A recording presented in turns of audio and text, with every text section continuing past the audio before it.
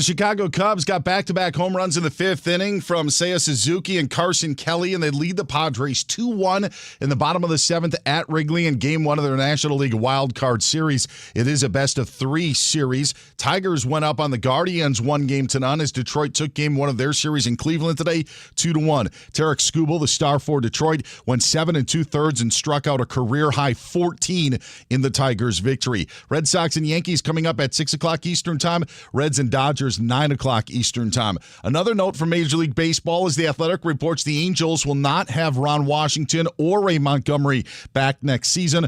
Washington was the team's full-time skipper but took a leave of absence for health reasons. In May, Ray Montgomery took over as the interim skipper. Neither will be back. 49ers quarterback Brock Purdy didn't practice today, likely to be questionable for their game against the Rams on Thursday night to start Week 5. I'm Dan Byer.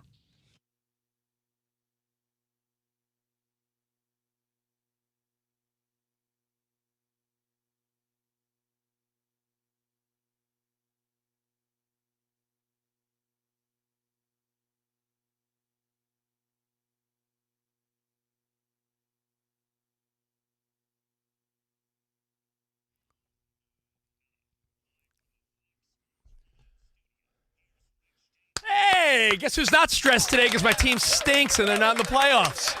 Me! What's going on, everyone?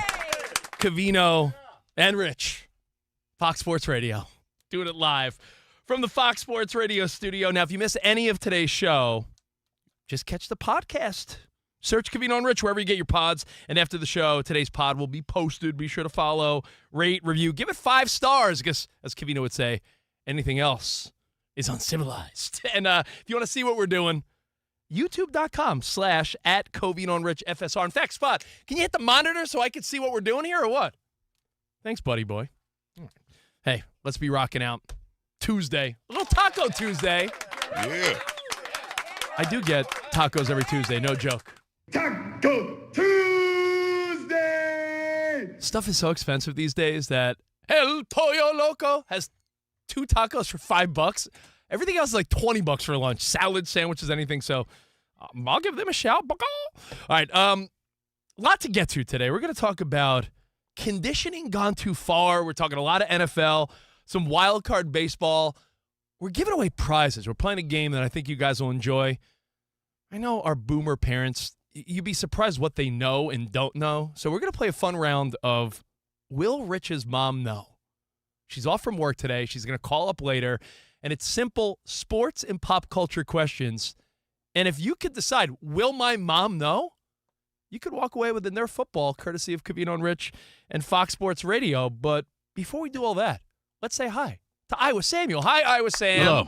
Hello. Danny G with the smoothest voice in the biz. Yo, happy Tuesday. And my guy, Dan Byer. How are you, DB? Doing great, Rich. How are you? I want to talk about blowing up teams today when things don't go great. We're going to get to that. But before we do all that, this is on my mind because I just went, by the way, I went to the liquor store, not because I'm boozing. It's the closest place that sells these little Starbucks drinks.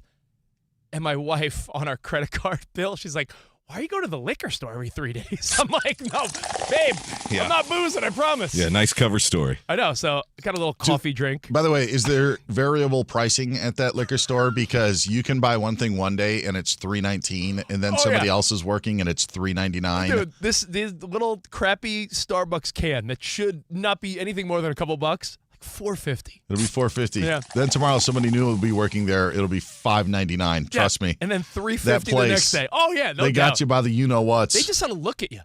I lived in Times Square. I know that sounds crazy, but for a year and a half of my life, my wife and I lived in Times Square because I was doing radio and television in Midtown Manhattan, and it only made sense to live where I was working because I was going back and forth a lot to the studio.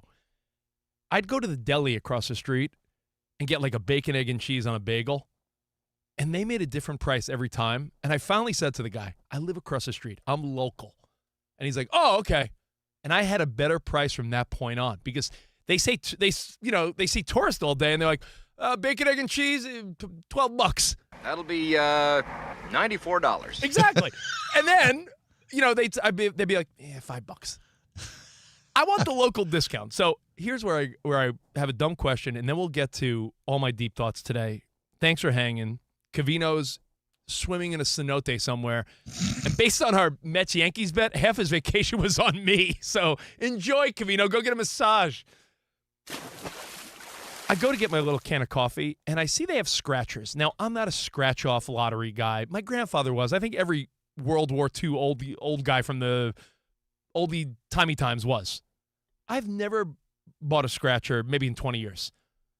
But they had a $10 ticket, and it said $1 million, and they were 49ers. It was like a big 49ers logo, and I said, you know what? Let me get one of those. Oh, boy. And the guy goes, oh, for the lottery, it's cash only. Now honestly, it's on my mind that one ticket that I couldn't buy, that I was going to buy, is a big winner. It's your destiny. It's my destiny. I almost want to be like, please, can you put that one? I almost want to call him during the break and be like, put it aside. Go to the ATM, pay the $5 ATM fee just to get the cash out to buy that. Just That's a scratch off small and get price to be a millionaire. It could be. You never know. All right, well, hey, welcome to Covino and Rich. Those are the dumb things I think of. And there's plenty more today. We're going to have a lot of fun. But as we watched wild card baseball, congrats to the Tigers. Scooble did what Scooble's supposed to do, right? Your Cy Young, your ace. Look at that. In the ninth, they caught the Guardians in a little pickle between third and home. It was, it's playoff baseball, 2-1. Scooble going 7 2/3, which is, again, what an ace should do. So congrats to Detroit. They're up 1-0. Maybe they get back on track in the postseason now. I saw that the Cubbies beating the Padres 2-1, and you'll have wild card baseball all day. I'm sort of bummed because part of me assumed that this week, Danny, you and I, we'd be battling Mets-Dodgers, but that didn't happen because the Mets had every opportunity on planet Earth to back into the playoffs. The Reds were not some powerhouse team. When your team fails and, neglects to make the postseason, if some other team went 18-2 over their final 20, and it's like, what are you going to do? They were just that good. They were inspired, like the Cleveland Guardians. They just got so good at the end of the year. You can't help yourself but say, they deserved it. The Reds did nothing to deserve this. It's almost like the consolation prize for the Mets sucking so bad. Over their last 80 games, the Reds were 40-40. They're a 500 team. In fact, Danny G, you sent me a meme yesterday that aggravated me even more. Do you want to read some of these fun facts about this Cincinnati Reds team? That if your Dodgers don't sweep immediately, you should be embarrassed? Yeah, let me pull that up here. I think it was like not one pitcher with 15 or more wins.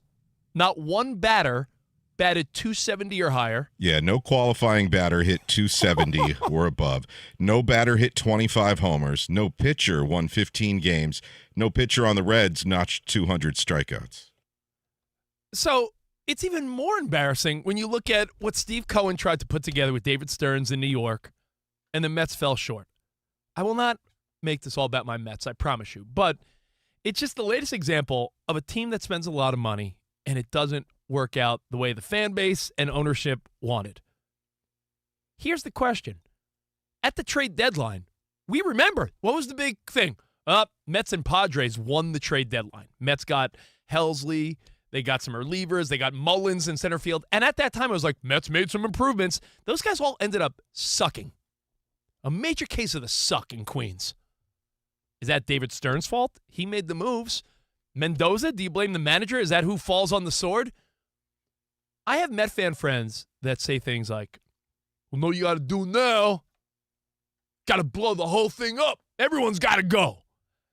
So I want to start there today, and don't worry, we will get to Tyreek Hill. I have thoughts on him, and I think he looked pretty happy for a guy that got injured. I think he's happy that his days in Miami are done. He'll start next year, and I guarantee it's not there. There's updates with him. Drew Rosenhaus has given some updates on Tyreek Hill. But when your team stinks, Danny, if the Lakers, are a low seed in the playoffs, early exit, and of course a lot of people in L.A. will say things like, you got a new coach, revamp, new everything.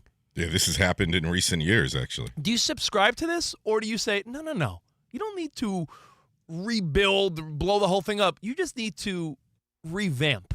Depends on the leadership of the team. If it seems like it's rotten to the core, then that's when, fans with higher IQs would be like, well, something's got to change from the top down. But if you have all the right pieces in place and there was just a lot of underperformance going on, then it's a different story. I mean, call me naive. I really feel like sometimes you just have bad luck. I know you say bad luck for 3-4 months since June when the Mets stunk. Like third worst team in baseball. That's a long period of stank. That's like the great stink of 1858, which we've talked about before. But does there come a point where you say, hey, man, the talent's there. Run it back. Everything went wrong. They had no comeback victories. Only team in baseball this year to not have a ninth-inning comeback. That's insane. What are you going to do? You just signed Juan Soto. Lindor is clearly the fan favorite. Everyone's going to want you to re-sign Pete Alonso and give him the money that he clearly has now earned. Nimmo's signed for like a decade. What do? Do you not run it back with a core of a team? Do you really start saying, well, they didn't make the postseason. They only won 83 games. Let's blow it all up? It seriously is situation by situation. Because of what you just laid out, you would think that the change that you could make would be at the managerial spot. And then, so what they did, they immediately said, oh, Carlos Mendoza will be back. So what would have been the sacrificial lamb, so to speak, for the fan base, right? Like, well, they're doing something. Mm-hmm. Yeah, think of all these boneheads in Queens that I root with, right? Yeah. Mendoza's gone, and Stearns gets a little slap on the wrist like, yeah, you're warning, Stearns. We know you rebuilt Milwaukee, but hey. None of that happened. So especially with Rocco Baldelli, Bochy, Ron Washington, aren't a lot of, there's manager options plus guys we're not even thinking about to immediately say Mendoza's coming back? Yeah, it's interesting. You mentioned the Brewers, and as a Brewers fan, not nearly as much of a Mets fan as you are, but I go back to 2008 when this team was trying to end their playoff drought from 1982. Yeah. And they had everything going for them, and all of a sudden they hit this slide. And Ned Yost had a lot more equity within that organization than Carlos Mendoza does with the Mets. But the Brewers are trying to end a 26-year postseason drought. Dude, so they fire him with. You're thinking of your baseball go, but Robin Yount's naming it. Like it's been that long. Yes. At that time. Yes. You know? And you're thinking at that point, like, we can't miss this opportunity. The change that we need to make is we're sliding, as they were competing with the Mets that year for the wild card. When you're looking at that position, they made the decision to fire Yost because if they didn't make the playoffs, he wasn't going to be back the next year. And you needed to salvage something, so Dale Swaim ended up taking over, and they saved the season. They ended up making the postseason and ending the drought, and everyone was happy. The outcome was, though, if you don't make the playoffs, Yost is gone anyway, so let's do it now. I'm surprised it didn't happen with the Mets because of the slide that they were at, and that it didn't happen then. Like, to make the move to say we need to make a change is probably the reason why they are keeping him for next year, which doesn't make a lot of sense. I assume he's very popular with the players, but then again, like maybe that's not necessarily always the best thing, right? Like, yeah, and I get like the Marlins lined up the weekend to beat you guys. Oh yeah, like they set up their pitching staff the way it is, but there is something that I think is so poetic and not in a good way for you, for the Mets to not score any runs on the final day of the season. Yep. And so at that point, something has to be done. And so that's why I'm not saying you can't blow it up with everything that you've got committed, but you had to at least make a change to signify this is why it happened. This is what we've identified. And maybe that perception may not be reality, but it feels like you're at least addressing the problem at a low cost of firing a manager, which happens a lot in Major League Baseball. It's a low cost, move and a fan reactive move to get rid of a manager. It might not be, always right. Manager's not playing. The GM's not playing. When like Danny G, when Stearns goes out there in the trade deadline and, acquires bullpen help and Mullins in center field. At that time, you even agreed that they were like, man, Mets made some good moves. I saw headlines that said the Padres and the Mets were the trade deadline winners. So if he made the moves that made sense on paper, could you then blame the GM? Or is that like, because now you're saying like, well, the GM's not responsible. Well, we're bringing back the manager. He's not responsible. Who's responsible then? And again, don't make it about my Mets if you don't want to. Just think of your own team. If your team is not doing well, do you say, who's the core players? These guys are all under contract. And know what it makes me think of? Annoying fan pet peeves, which is where I sort of want to go with this, because there's so many people that love to say, get rid of this guy, get rid of that guy, fire this guy, do this. And the answer is never simply that. Contracts, no trade clauses, all these things are there. Hey, get rid of Nimmo. Yeah, he's locked up until 2030-something. Are you going to find a trade partner and then approve it through him? And then who's playing outfield for you?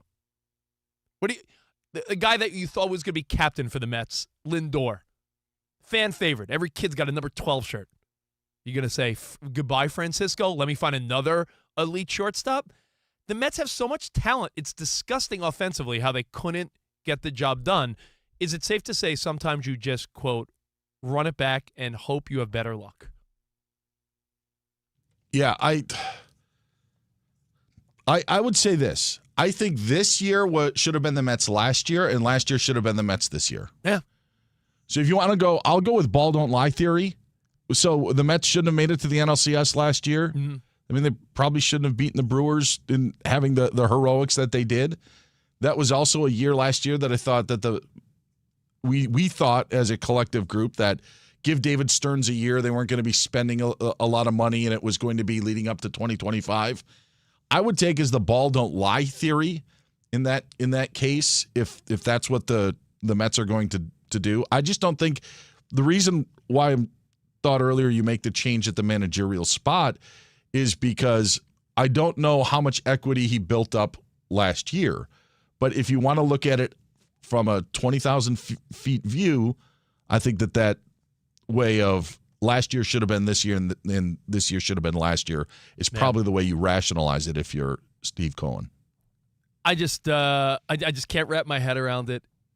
As a fan, I feel like today when I watch Danny G and Bo and Bursch and everyone here with their Dodgers shirts on, and I know Covino's probably sitting, like I said, on a lounge chair with his Yankees, swimsuit on, his pinstripe little 5-inch Speedo. But hasn't everything like I know like the Pete Alonso situation hasn't worked out, but this is what happens. Like you got your GM that you've wanted for years and years and years, right?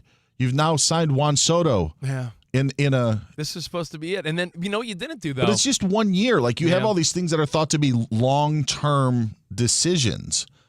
And so I guess that would be the reason to not overreact or to tell your buddies to not blow it up. These are guys that were brought in because over the long haul you feel that you will have more success than you wouldn't. Yeah. I mean, you get Soto. Like you said, it maybe just last year should have been this year should have been last year. But if you guys have any other annoying fan pet peeves, I would love to hear them because one of mine that always bothers me, Danny, I know I see with Dave Roberts and your Dodgers, people love to be like, fire blank. And it's like, all right, fire blank and tell me who then. Yeah, and in a lot of cases nowadays with analytics and the front office is holding so much power over a manager, Dave Roberts, a lot of people think, is just a pawn for Friedman. So really, he has job security. It's really interesting you would say that because I read an article today in the New York Post. Sorry to be so Mets heavy, but it had to do with, well, maybe Mendoza's safe, Danny and Dan Byer, because he's well-liked, and he was really just putting the lineup out there that David Stearns and the front office was telling him to put out there. Sure. So it's fair. Like, fall on the sword for what? Our decisions? Do you give him credit for last year? Do you give Mendoza credit for last year's run?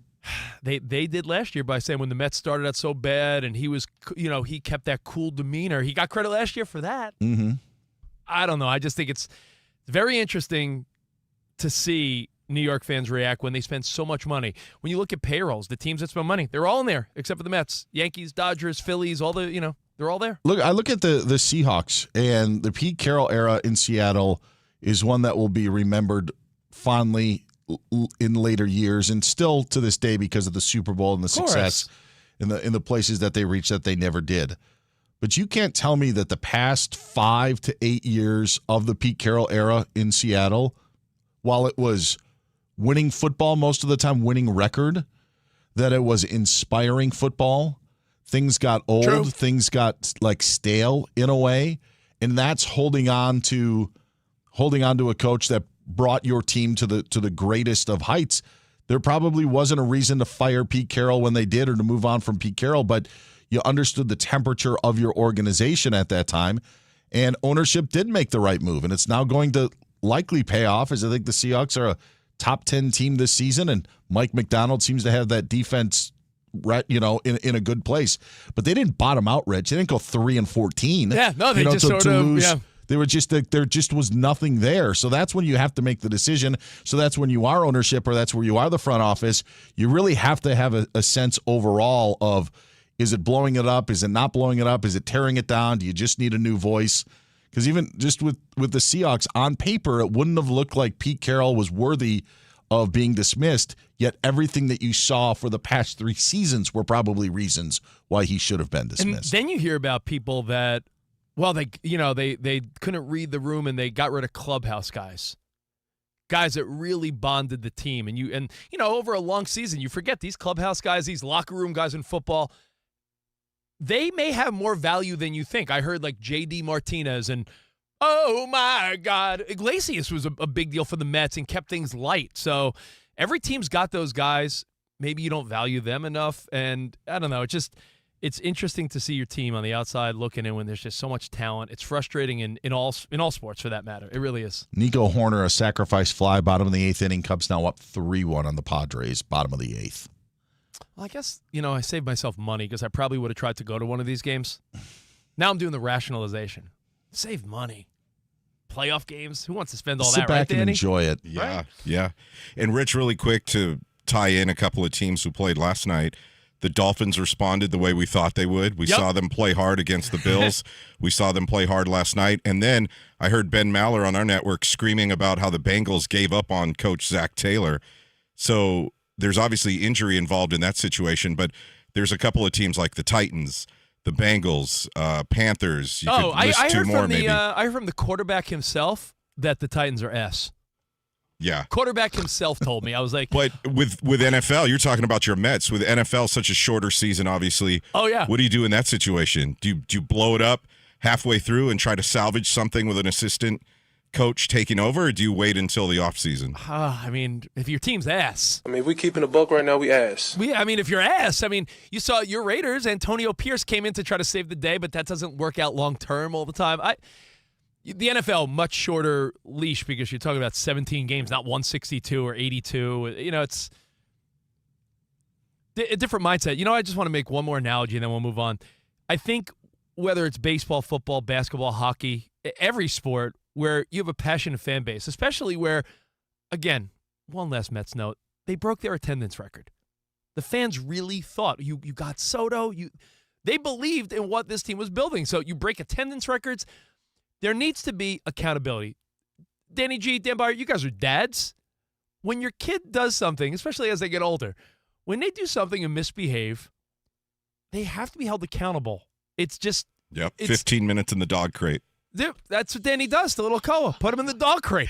It's a large dog crate, don't worry. No, but like when my kids, Coach Rich here, when my kids mope around, I say, hey, listen, buddy, you got to put, I always say, energy and effort. That's what Coach Rich wants. Energy, effort, and just play and have fun. Energy and effort.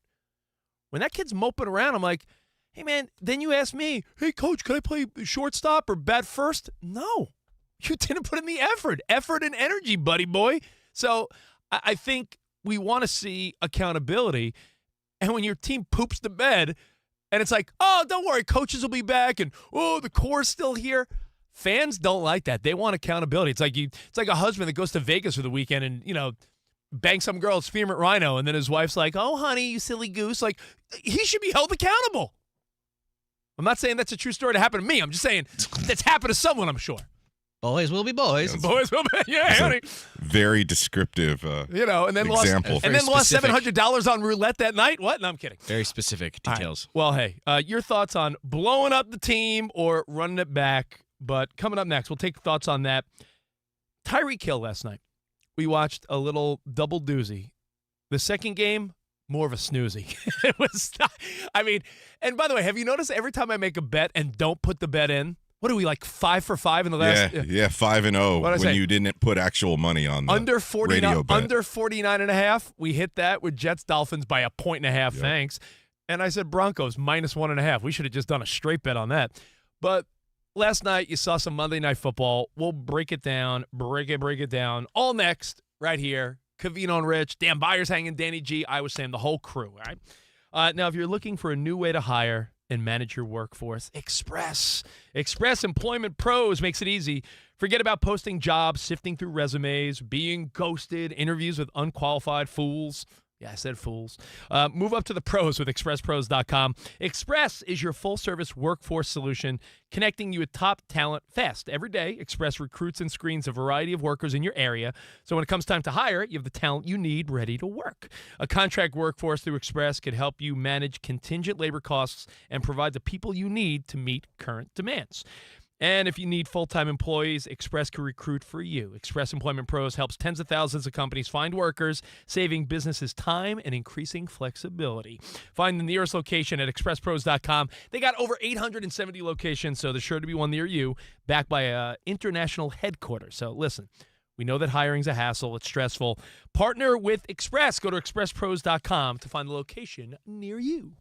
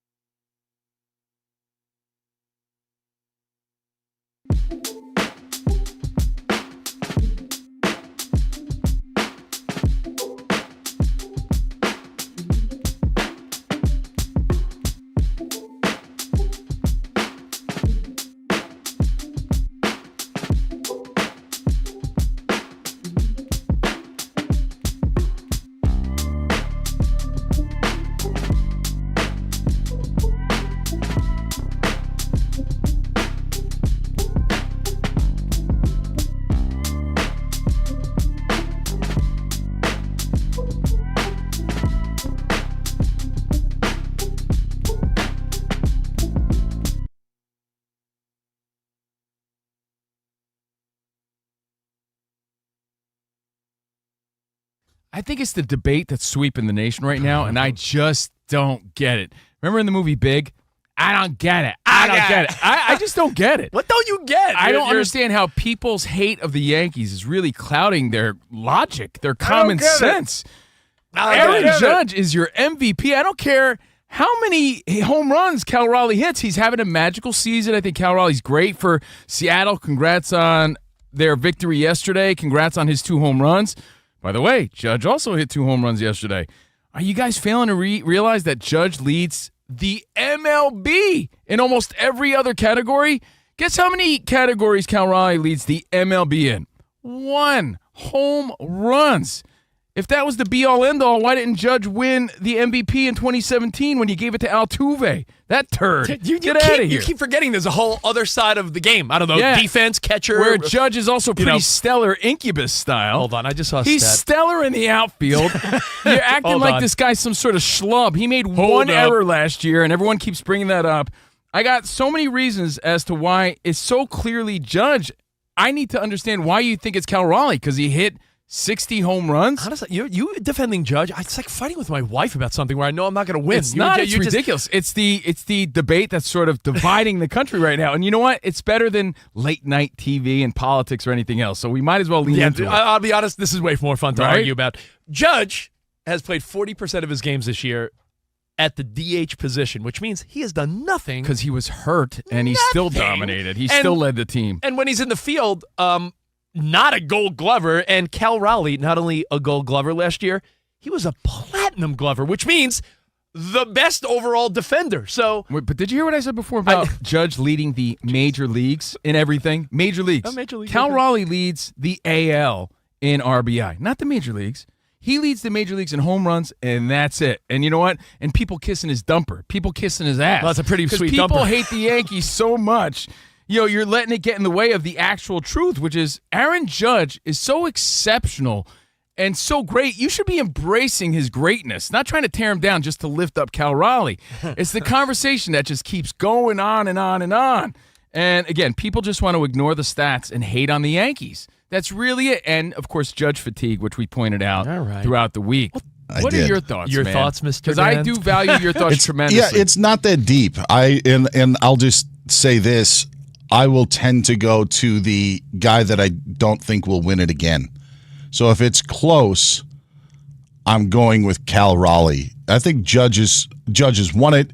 He'll always be in the conversation. Cal Raleigh may, but we don't know. I always side with that. Honestly, guys, I do it with the NBA MVP, which I think that's how they vote, and that may make people frustrated or mad. It's not a charity vote. I don't get that. You know what it's like? I'll give you an analogy. You know when you watch a fight, UFC or boxing, you have to judge round by round, and you can't go back and change your round because it's like, oh, well, that's a closer fight than I thought. Maybe I'll go back and give Canelo round 2. That's not how it works. You judge a round and you move on. Because I'll back Covino up on one and only point because I think it's Cal Raleigh that should win. But we can't not give it to Judge because we're tired of him. Like the Joker in the NBA. You can't be like, well, he's already won a bunch. No, Let's but not give it to him. They arguably did that to Lamar Jackson last year when they gave it to Josh Allen. Not that Josh Allen didn't deserve it, just like Cal Raleigh doesn't deserve it. But you could say that maybe, Lamar Jackson won it already, so we'll give it to him. Dude, Judge deserves this. I think that is pretty clear when you see that he leads in almost everything. But the previous years weren't a bar on what was and what wasn't an MVP caliber season. And I say that because Lamar's season last year, passer-wise, I believe is 4th best in NFL history as a passer. That was last season. So I believe there are only 3 other seasons that were better, a couple by Aaron Rodgers. So it's tough to argue against that if you're for Lamar, but the bar that Josh Allen say.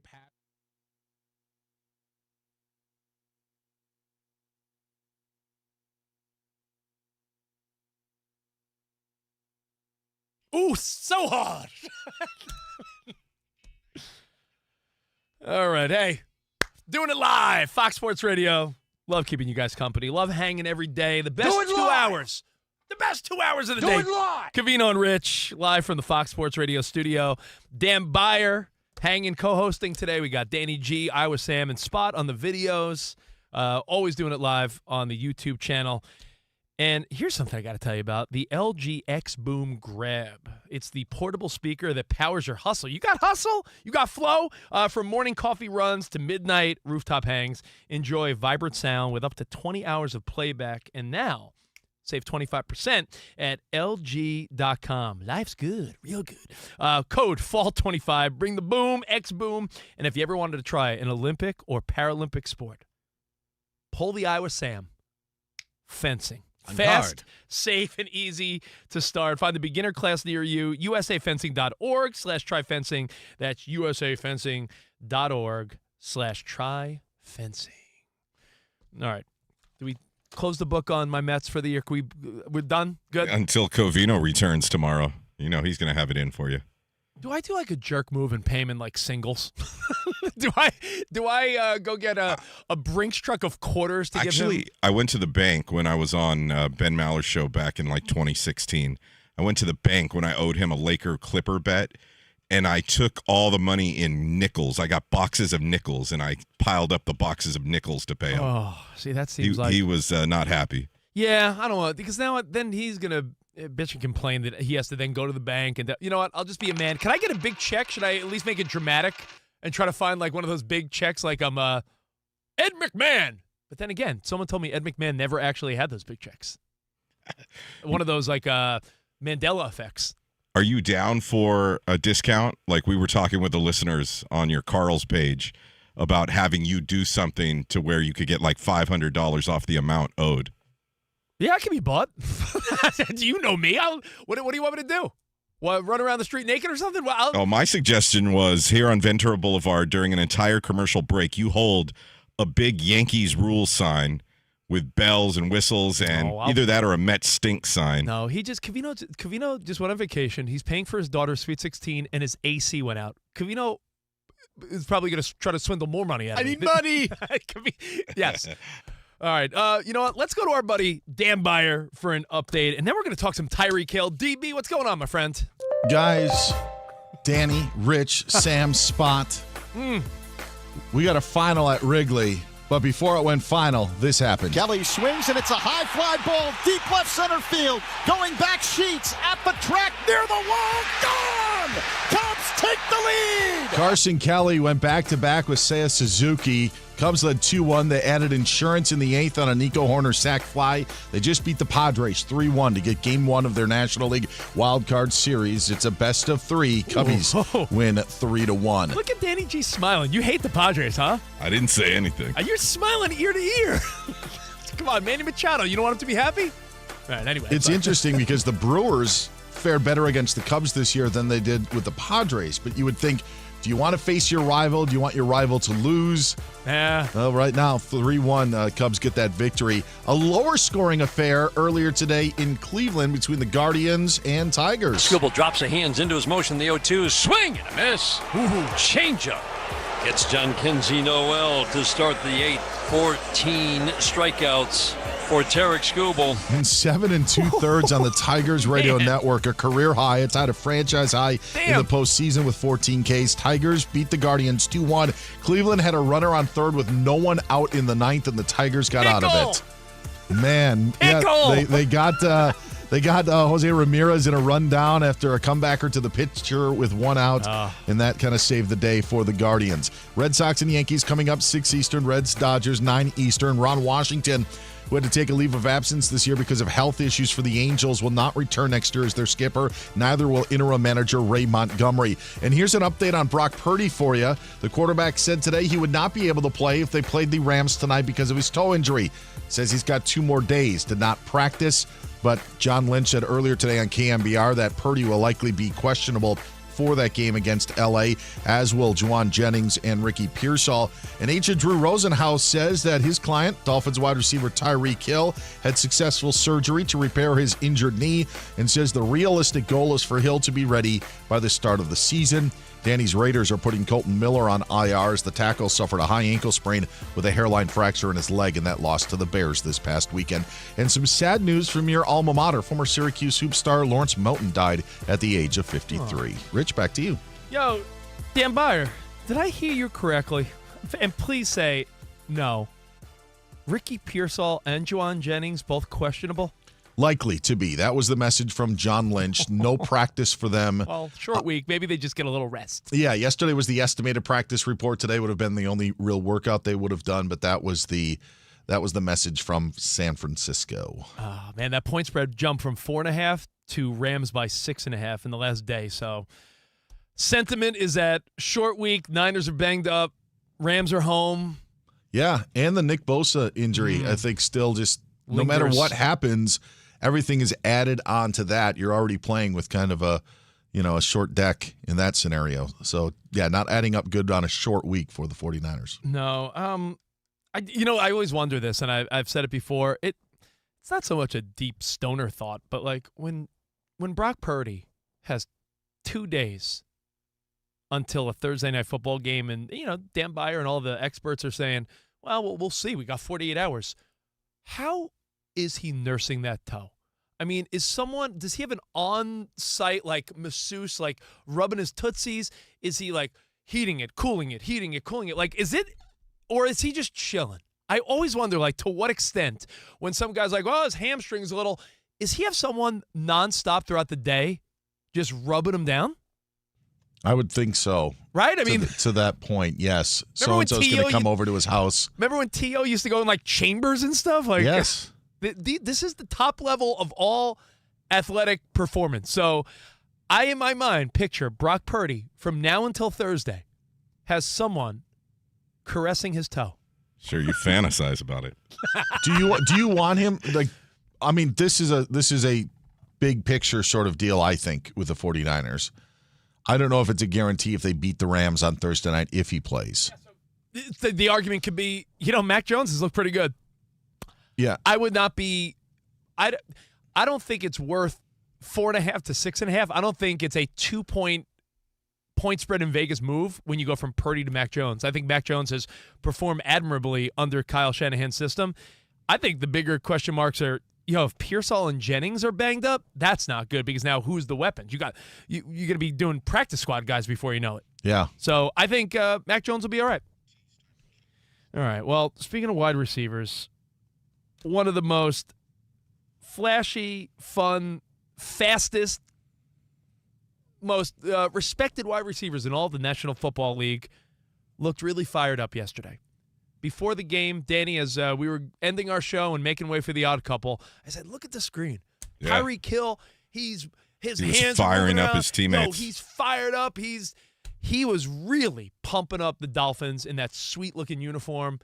And you were like, wow, Tyreek Hill started that game. He was being pretty productive. And then you saw his leg twisted around in one of those, I don't know if I want to see that again type of plays. So I have a thought about Tyreek Hill. And I have a thought about where we've come with sports and injuries that I haven't really heard many people talk about. Again, it might sound like a bit of a deep, drunk, or high thought, but you're going to like it, and we're going to get to it next right here. Covino and Rich, Fox Sports Radio.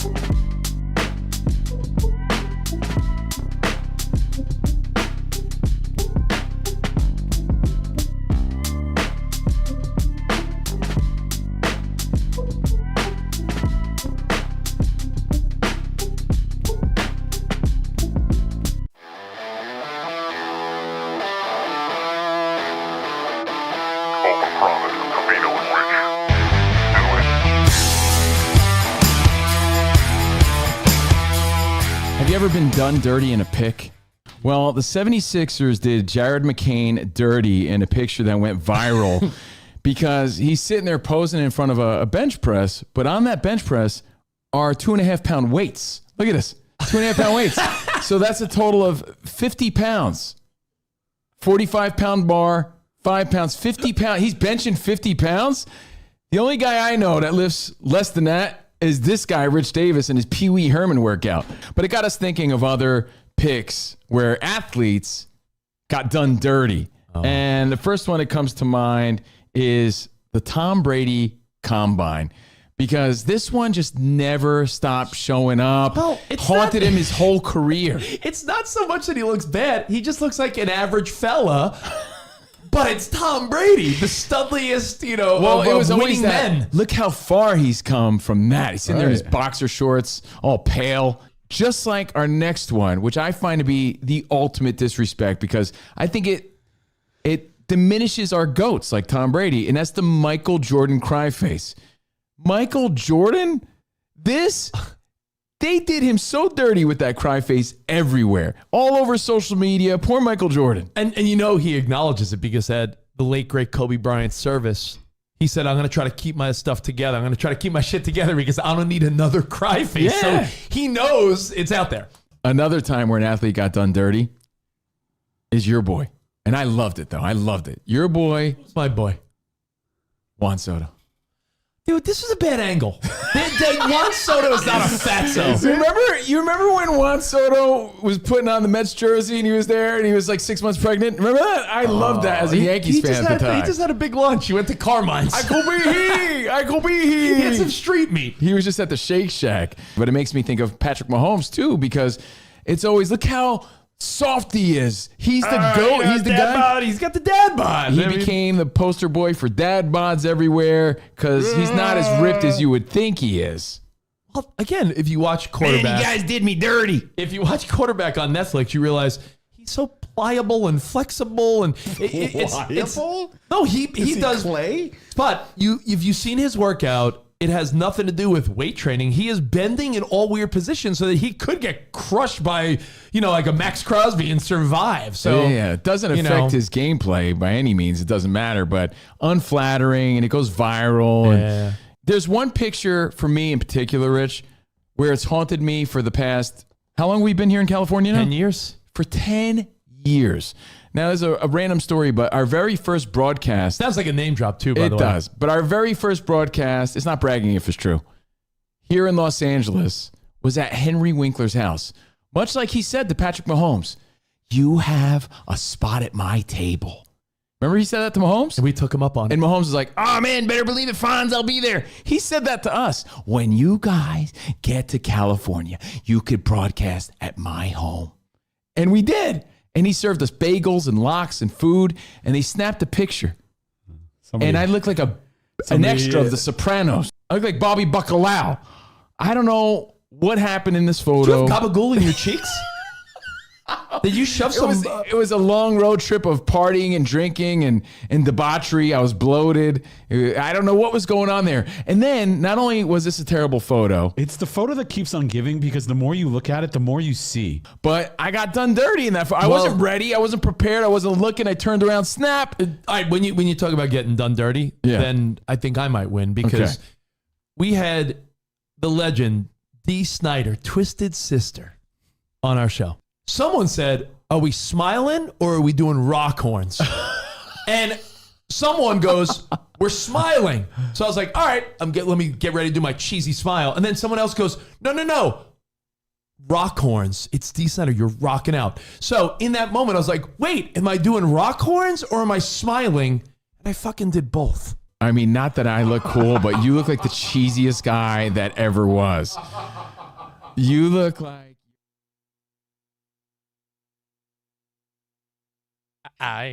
Day and night. Hey, Covino and Rich, doing it live. Fox Sports Radio studio. And it's time for our Tire Rack play of the day. You got to feel bad for the guy. Tyreek Hill's leg basically snapped in half, and it looked as if he's trying to fire up the crowd afterwards. Tyreek Hill, the injured Dolphin, following his reception, they called for a cart, Joe. He's on the cart now. All the guys, Dolphin players coming over to shake his hand and pat him. The whole sideline came over, right? Yeah. That's not a good sign. Now, that is courtesy of Fox Sports 940 Dolphins Radio Network. Our Tire Rack play, or I guess you'd say moment of the day. For over 40 years, Tire Rack's been helping people find the right tires for how, what, and where they drive. Ship fast and free, backed by free road hazard protection. Convenient installation options like mobile tire installation. TireRack.com, the way tire buying should be. And insensitively, I'm sure people are like, he was on my fantasy team. He looked pretty fired up, and as the insensitive memes go, he's just happy he doesn't have to play for the Dolphins anymore. Yeah, low-hanging fruit. Yeah, of course. Now, you know what's interesting? Injuries like that, timelines, I'm always so intrigued when Nick Bosa went down. I'm like, oh, could he be back by the playoffs? And I'm thinking, remember Aaron Rodgers when he was hurt? His whole thing was, I'm training that I'm going to beat the odds. And remember he had planned to come back that year had the Jets been competitive? He had the whole Achilles thing, and he's like, yeah, I'll be ready to roll. And you're like, ready to roll? That's never been done.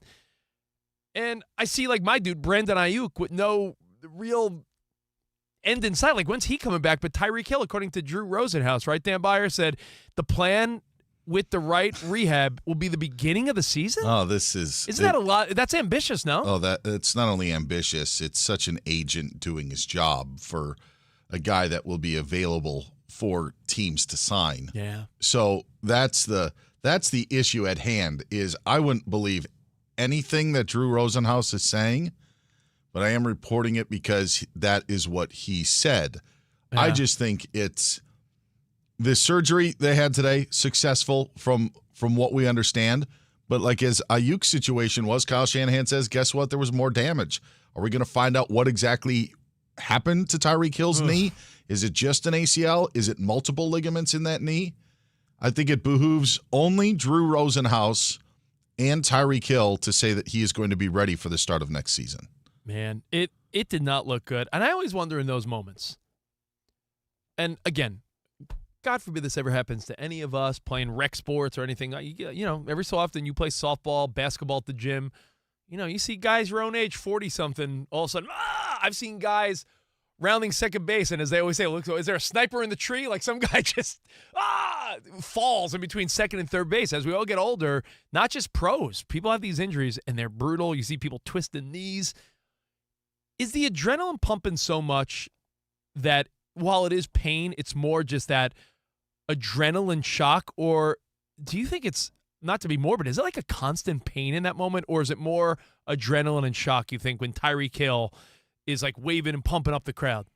Shock. Right? I mean, like. Yeah, absolutely. Yeah, in adrenaline rushing through his body. I'm sure in his mind, and he's got a big ego, we all know that, but he's thinking to himself, I got to come back from this. He's in your mind, like everything's going in Fast forward, yeah, and you're thinking about what's to come, but at the same time, he's trying to let the fans know, I'm all right, I'm going to be back, I'm all right, and we're going to be good in this game right here. I was telling Danny about this. We were talking about it. Like, it sort of seemed like one of those kind of unrealistically positive reactions. Like, yeah, I'm going to be back from this in no time. It's going to be fine. Everything's going to be good.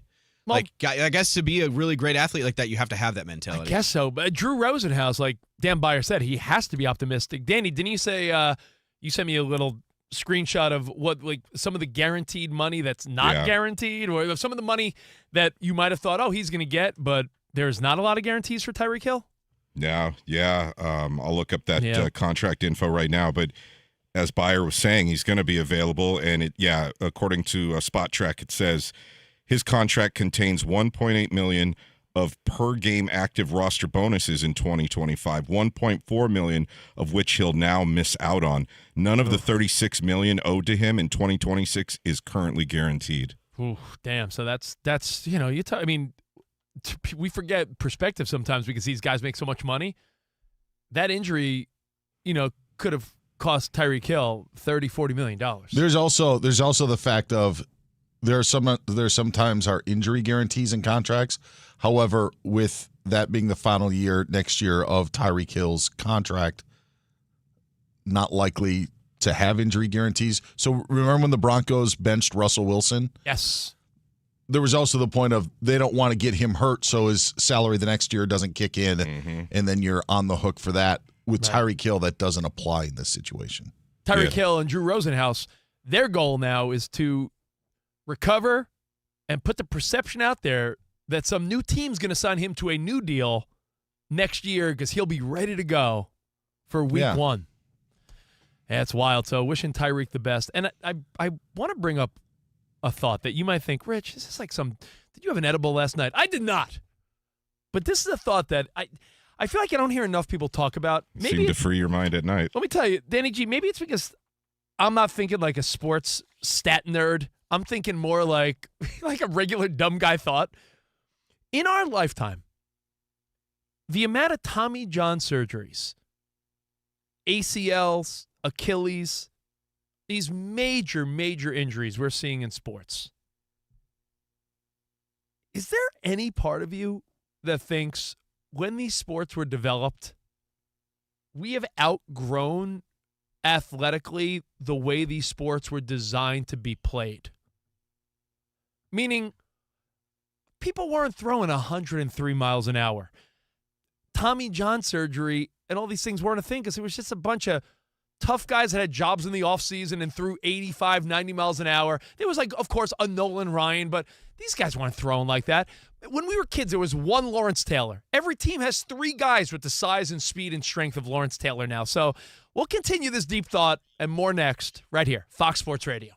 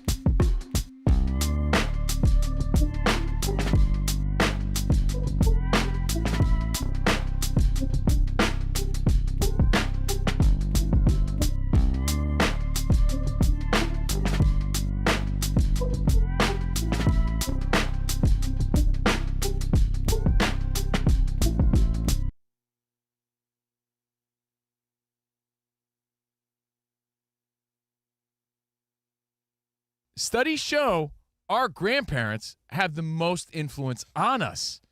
So we know their story, and they sort of instilled that work ethic to us. But the newer generation, I'm not saying they got it wrong, but they think different. And we're seeing it in two related stories, and both of those stories are from superstar athletes, Luka and Puka. Luka and Puka. Lakers' Luka Doncic is not eyeing a LeBron-length career. He's very interested in ownership moving forward. Like, this is just a means to an end, just his pathway to something bigger. Yeah, I'm sure he loves basketball, but it's not the be-all, end-all. He wants to be a businessman. This is just part of the journey. Like, we always say it, I forget who originated it, but we always say, because when these dudes retire, athletes retire, they're an old man on the court, but a young man in life. I think that's a Derek Jeter thing, because I remember when Jeter retired, it was like, man, old-ass Derek Jeter. It's like, old-ass Derek Jeter's like 40. Old on the field, young man in life. So it's like, well, Luka's making all this money, but what's he going to do after that? Well, he doesn't have his eyes set on playing forever like LeBron did. Interesting. Rich, I was just going to say, in the article, he says that he looks up to LeBron as a role model for building a successful business portfolio, and he wants to learn more about that from LeBron. And good for him, man, but disappointing for us, right? Because you want to see the journey as a fan. But you also talk about, you and Danny G both watch that Shaq documentary on Netflix where Shaq is involved in a million businesses. That's right, Reebok. Now, Puka, let's shift to Puka. LA Rams, Puka Nacua, said he wants to retire from the NFL around 30 years old. Similar to Aaron Donald Nacua, who was 23 at the time when he said this, said he wants to have a big family. And we talked about this with Puka at the Super Bowl on Radio Row, saying how long-term effects of football injuries, wanting to have a big family, wanting to venture into other things play a factor. And to go back to the you know what plays the biggest factor? You said Shaq. Shaq played a long career, long enough that he played for every color of the rainbow. He did. That's the funny meme, right? He played for every color of the rainbow. He played a long time. So he retired. Then he got into all the business stuff and the Papa John's and the insurance and the Icy Hot and Reebok and everything else. I get you. Fat Burger, whatever he owns. He owns everything. What this is when you overpay athletes, they don't need to play anymore. And you can say that's good or bad depending on how you look at it. I think we as fans get chipped, and that's just selfish on our part. Good for them on wanting to make moves. But you're cutting their career short. Their priority's not, creating that legacy, breaking records. It's like getting out because they don't need to play. They've already got their bank. Generationally, there's two layers here. Let me break it down. Generationally, you talked about our grandparents, the World War II, the greatest generation.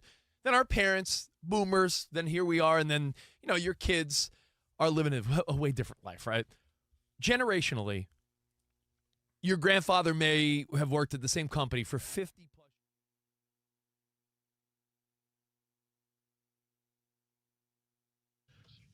On Chicago's north side. Kelly swings, and it's a high fly ball, deep left center field. Going back, Sheets at the track, near the wall, gone! Cubs take the lead! On Carson Kelly's solo home run as he and Seiya Suzuki went back-to-back in the fifth. Cubs added insurance in the eighth and topped the Padres today 3-1 on the Cubs radio network to grab Game 1 of their best-of-3 National League wildcard series. In the American League, Tigers won Game 1 against the Guardians 2-1. Tarek Skubal struck out 14 in 7 2/3 to get the win for Detroit. Red Sox and Yankees getting underway. Reds and Dodgers later tonight, 9 o'clock Eastern Time. Ron Washington will not return as the manager of the Angels. Neither will interim skipper Ray Montgomery. 49ers quarterback Brock Purdy expected to be questionable for Thursday's game against the Rams. Raiders tackle Colton Miller headed to injured reserve with a high ankle sprain and hairline fracture. I'm Dan Byer.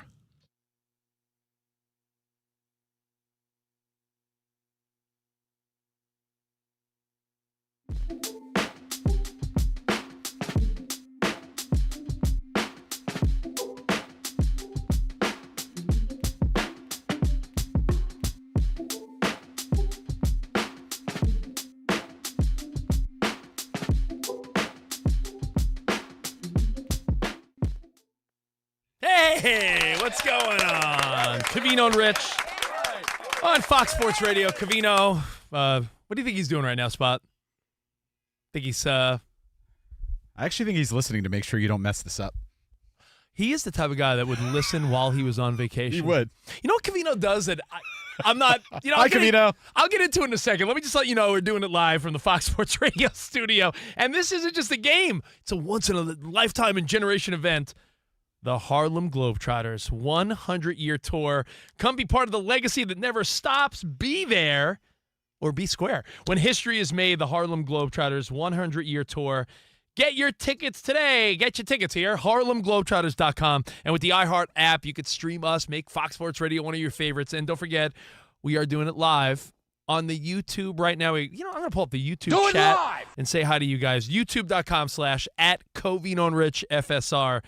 Back to Covino. He's the type of guy on vacation that really does activities. Like, I saw him crocheting something with his girlfriend. He's the guy that does all the activities the resort offers. Macrame, not crochet. He's macrame? I don't know what big difference.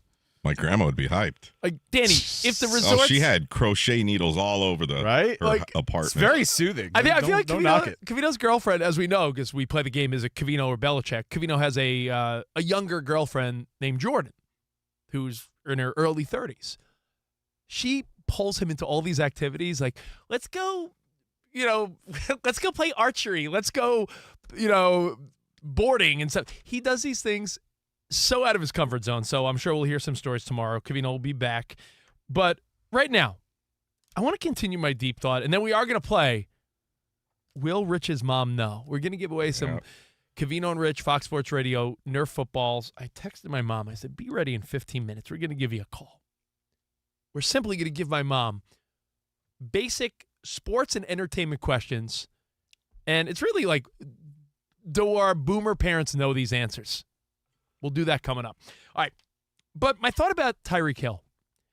When you see all these guys, baseball, football, basketball, whether it's Kevin Durant or Nick Bosa, Tyreek Hill, all the Tommy John surgeries in baseball, ACLs, Achilles, it might sound like a stoner thought. I promise you, I didn't just take a bong rip like it's college days. I really think, man, that perhaps have we physically outgrown the nature in which these sports were designed to be played? Because in the 60s, 70s, 80s, like, we watch old highlights, and these guys were in shape, but they had like dad bods. They weren't as big. They all looked like Clayton Kershaw. They all looked like Clayton Kershaw's man boobs. They all, like Ozzie Smith was just like a skinny, slender, athletic shortstop. Joe Montana had like my muscle mass. Like, these guys were just athletic dudes. They were men.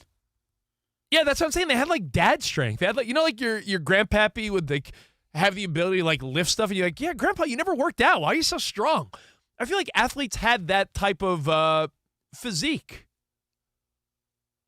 Guys got injured, but not the way they do now. And is it because when you add size, strength, speed, athleticism, the ability to jump in ways that guys couldn't back in the day? Like, we talk about all these like, hey, what if someone of this generation played this generation? I promise you, everyone now would whoop anyone else in another generation. I don't care what anyone says. They would whoop their ass completely. Without a doubt, the most doo-doo NBA team would beat the best NBA team 30, 40 years ago just based on size, strength, ability. Baseball. Guys back in the day were throwing, low 90s tops, and they had, 2 pitches? Guys now are throwing 5 different pitches. And you could tell by how the fatigue, they can't do it for more than 5 or 6 innings. So my question is, are we just too big, strong, and fast? And not flexible enough? Well, we are flexible, but is our body not designed for the speed, strength, and size of how you get hit today, how fast you throw today? But don't we always hear that when you add the muscle mass, you lose some flexibility? That is true, but I just think about it, Danny G. Like, not necessarily, but yes. I feel like there's something to be said about what I'm saying, where there's so many injuries to elite athletes. But is that maybe because when you throw 102 miles an hour, you break 100, every guy's got guys that can throw 100 now, and they've been doing it since they're teenagers, and wide receivers are running faster and jumping higher than they ever have, and guys that are hitting them, even though you can't hit helmet to helmet anymore, they're just bigger. Is there anything to this thought? Dan Byer. I think that there is something to it. Now, I don't know, is the jump-off point the neighbor's injury? Because I think that is separate from, say, pitchers in baseball not being able to get a grip and throwing out their elbow because of the amount of, for how hard they throw and what they're trying to do with the baseball. Maybe there's some similarities with that. I do think at some point that the physical nature of all of these athletes has gotten to a level where maybe we had never seen before. But like Malik Neighbors tearing out his knee, I just think we just thought that fake AstroTurf and this fake grass stuff was going to be sufficient. Yeah. And it's back where we started in the mid to late 80s when we started to take that turn away from AstroTurf when it started to get so bad. Now, Covino, as you know, is a big boxing guy, and he loves to point out that, we've got stronger and bigger and physiques are more impressive. Your brain, the human brain hasn't changed. Yes. Let's get to this. So, guys, you get hit now. It's different than getting hit in different generations. I feel that everyone's bigger and stronger, and it's unbelievable to think that people don't talk about this more. Like, again, look at all your baseball pitchers. These guys are ripped. They're throwing 100 miles an hour. Mechanically, they're probably, you would argue, they're probably more mechanically sound than ever before. They know every angle. There's no more old school like Satchel Paige wind up. They realize, well, that's not the way you're going to get momentum. There's pitching coaches for kids. My kid is 5, Sam. He plays pony ball. Know what the next step above Shetland is when they don't do the coach pitch and the T-ball? Pinto. The kids are pitching, and the best ones have pitching coaches at 7 or 8 years old. That's the kid sports world. There's more specialization. The kid sports world filters then into travel ball, colleges, and the pros. And I just feel like there's something about almost like we've overtrained. We're too strong. We're too fast. We're too everything. And it leaves us so susceptible to just getting injured all the time. I think you look at players like football from the 1920s or like its inception all the way to the 50s. Guys weren't weight training, and they were playing a lot of times both ways. So they were like out of weight. They weren't all bulked up, specializing in one position. I feel like football players who played in that era, a lot of them just lived like long, normal lives. Like Johnny Lujack played way back in the day. He died a couple years ago at the age of 98, and he played football for a long time. And I think guys today, a lot of football players, maybe they played in the 60s, 70s, 80s, 90s. They might be dying in their 50s, 60s, 70s because they just take so much abuse over the course of their life. I'm just saying like a wide receiver. Now, correct me if I'm wrong. I could be completely wrong. I don't think that, though. When we were kids, if you're a kid of the 80s and 90s, Andre Reed, Michael Irvin, Jerry Rice, Steve Largent, Mark Duper, Mark Clayton, Chris Carter.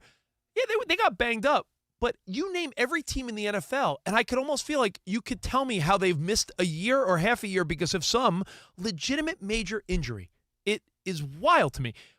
It used to be the anomaly when a running back would have some crazy knee injury. Now it's everyone, and it's like, hey, we'll see you next year because medicine's so great.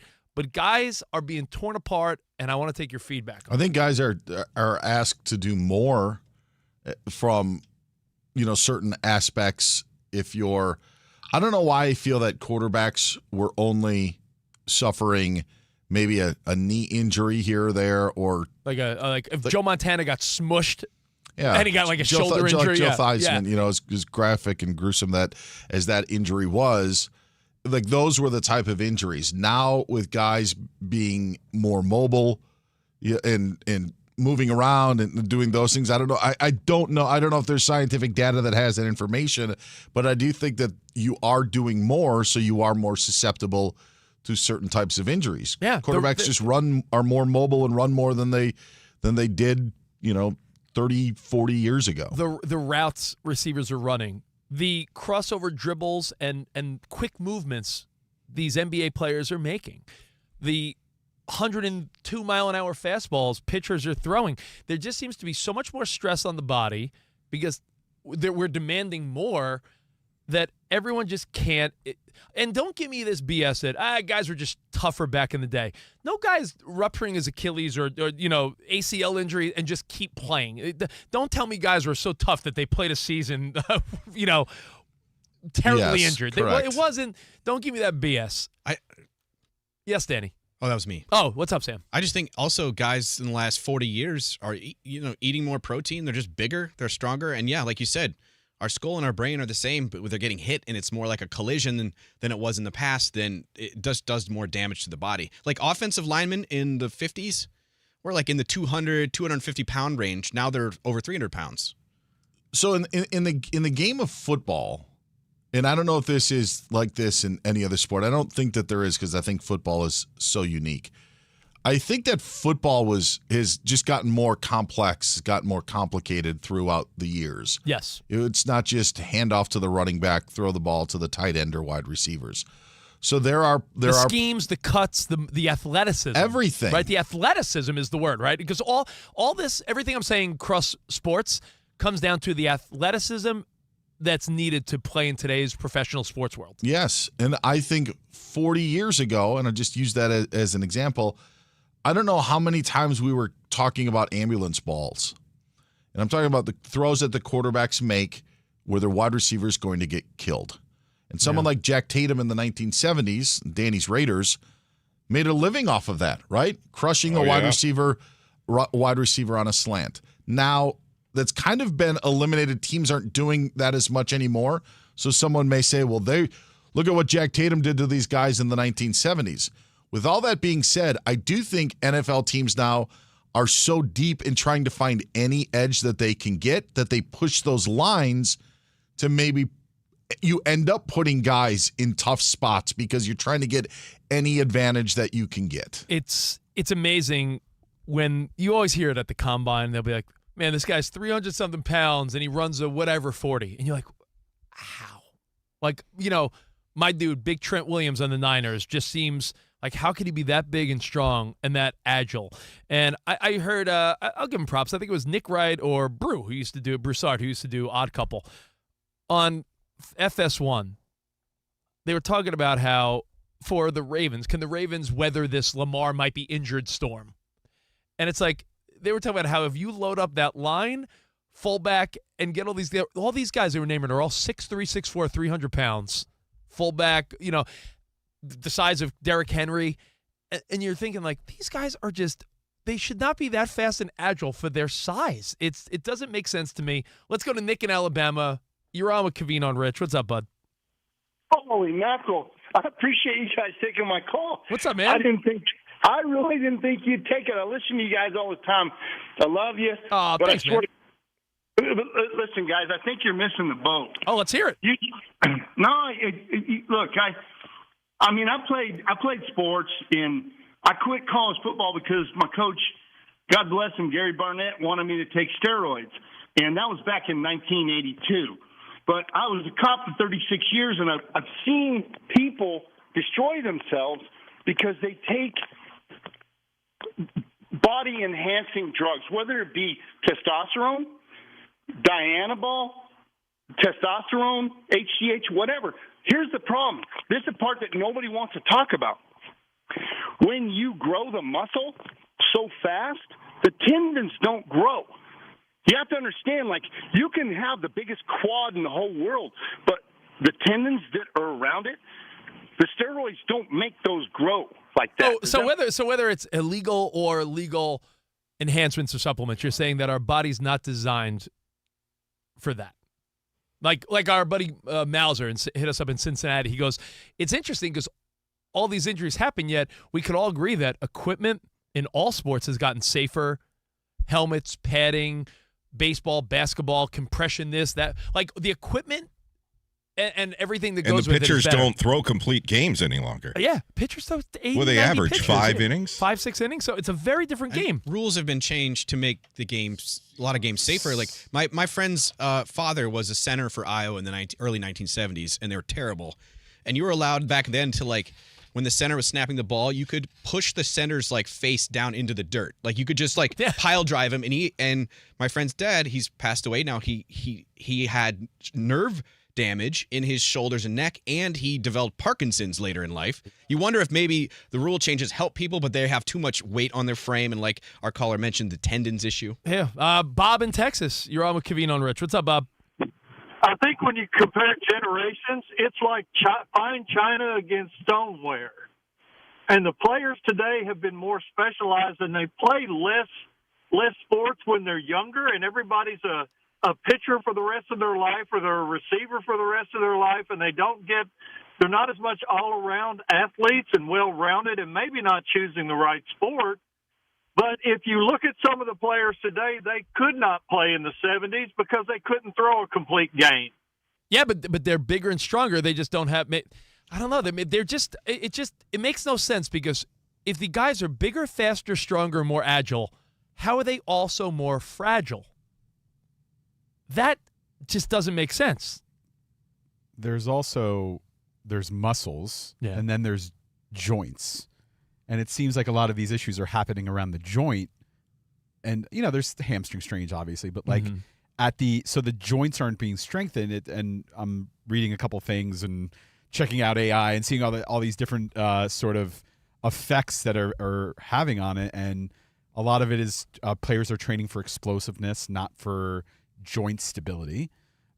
Different to protect quarterbacks, like we said. Well, Spot, that's a great answer. That's already a great answer. Yeah. The emphasis on are you an explosive off the snap? The explosiveness versus, like you said, stability, joint stability. Yeah. Like locking in a knee versus like getting a good explosive jump. Protecting certain players in the way that the routes are designed to protect those players are creating more awkward collisions. Yeah. So that's creating more awkward injuries. What was the jumping off point? Tyreek Hill and Neighbors, you could say. Well, all the guys, it seems like every year or so, multiple elite guys, Dan, I'm just saying every year, multiple elite guys are out. And I just feel like when we were kids, and I'm not doing back in the day, because I don't think those guys were certainly not stronger or better and not tougher. There's something to be said about, like, these guys are so big and so strong and so fast, yet they're also fragile. Yeah. And that's why, like, I think, like, Tyreek's situation last night is different than Malik Neighbors. Tyreek's injury came on grass. Like, as we're talking about like a playing surface sort of thing. I think Malik Neighbors' injury is directly related to the playing surface that he played on, which is different to what we are, to what we are talking about. And what is a huge part of strength conditioning and muscle building and all that is recovery time. And if you're constantly playing, if you're constantly training, if you're constantly, conditioning. I don't know. Drew Rosenhaus told me Tyreek's going to be ready for week 1. Exactly. So. Like, if you're not giving yourself, like, I roll my ankle, I'm out of the gym for 2 weeks. It's like you got to give yourself that proper time, and they're not allowed that proper time to let things set in and strengthen properly before going out and activating again. Well, I appreciate you guys letting me. This is a great topic. I'm glad. I appreciate you guys letting me. I've thought about this before. I was gonna say I'm glad you guys let me air out this thought, because I do feel like we don't talk about it enough, and I hate the old. And I'm glad we didn't go. Back in the day, people were tougher, because that's not where I was going. I was just going that everyone's bigger, stronger, and better now. Why are we so hurt? I don't remember when you were a kid in the 80s or 90s, an NFL season or an MLB season didn't go by where multiple ace pitchers or quarterbacks or wide receivers were all out with like big ACL, Achilles, Tommy John. It just wasn't a thing. I'll tell you this. Just saw Giancarlo Stanton ground into an inning-ending double play. Oh, they could have threw that ball to the center fielder and then first base. He still would have been out. That guy's slow as hell. Look, but also they threw that ball to first base. He was halfway down the line. But also, if you were to talk about who is the maybe best fit, who's the best in shape baseball player? Giancarlo. Yeah. Who's always hurt? Giancarlo. He's the best example of a guy that, with his shirt off, you tell your wife, "Hey, eyes over here, sweetheart." Listen, hey, honey bunny, Don't look at him. Not to give Ben Sheets, not to have him catch a stray, but I covered the Brewers 20-some years ago, and Ben Sheets in the locker room was great, magnificent. And Ben Sheets with his shirt off wasn't Giancarlo Stanton. Like, not even close. Yeah. Not even close to it. Dude, Kershaw, Mahomes, look at all these guys. It seems like they're not getting right. Kershaw is catching strays, for what he is, what he looks like. So it's an interesting, and they're guys that play the same sports in that way. I feel like everybody in the NFL kind of looks the same. Yeah. Like in some way or another. I mean, taking out the linemen, but look baseball, at different situation. Look at another hunk who is married to Olivia Culpo, has a baby now. My guy, Christian McCaffrey. I mean, is there anyone more ripped and conditioned than him? Yeah, he's always fighting the injury bug because he's just such a competitor. And the quickness, and as Spot said, the emphasis on explosiveness. That is such a big part of it. Wrap it up, Dan in Idaho. Then we're going to play a game, give away some prizes here. What's up, Dan? Hey, one of the things I've always said, especially with the Achilles, the knee injuries, the ACLs, is what did we do 20, 30, 40 years ago as kids? What did we do every day, all day, especially in the summers? We rode bikes. And no kids ride bikes anymore. And I think that's a big part of why there's so many lower extremity injuries. Bro, Dan, I love your thought. That's interesting. It's almost so ridiculous. No, but it's almost so ridiculous. It actually makes sense. But it's so ridiculous that it almost goes along with my thought. Like, we're trying to come out with an answer, and Dan, I'll be honest, that's one hell of a contributing answer. Like, why? It makes no sense. Did, Tyreek Hill not ride enough? Did he not play, ride bikes around the neighborhood? Did he not have a mongoose or a GT? Some college student needs to do a study on that. Or a Huffy or a Schwinn. Yeah, where's your Huffy? Nick Bosa. Will you not ride in your I don't know. I don't know how much bike riding has fallen off over the years. It has quite a bit. No, I'm sure. yeah. That's an interesting take. So, hey, listen, we'll take the rest of your feedback. Dan Byers got an update coming up. Players aren't as huffy anymore. That's all we have to say. You got to be a little more huffy. Yes. I'm going to get my mom on the phone because we're going to use. Oh, I have her on the phone right now. Thanks, bud. Say hi to my mother. We're going to play a game called Will Rich's Mom Know? This is a fun one because it's really a matter of you decide, will my mom know the answer to a random sports question? If you can guess whether she gets it right or wrong, you win a prize. It's that simple. We'll play have next. 5 chances to get 2 correct. Ooh, we're going 2 out of 5. They only need to bet 400. Danny G's I love it. He's making it easy for you. So if you want in, 877-99 on Fox. We do that next right here on Fox Sports Radio. Now, if you're looking for a new way to hire and manage your workforce, hey, we always talk about them. Express Employment Pros makes it easy. Forget about posting jobs, sifting through resumes, being ghosted, interviews with unqualified applicants. Move up to the pros with expresspros.com. Express is your full-service workforce solution, connecting you with top talent fast. Every day, Express recruits and screens a variety of workers in your area. So when it's time to hire, you have the talent you need ready to go to work. A contract workforce through Express can help manage contingent labor costs, provide people that you need to meet current demands. And if you need full-time employees, Express can handle that too. Express Employment Professionals helps tens of thousands of companies find workers, saving businesses time and increasing flexibility. Find the nearest location at expresspros.com. They got 870 around the country, all backed by a sweet international headquarters. Listen, we know hiring's stressful. Stop the hassles and head to expresspros.com. Find the location near you.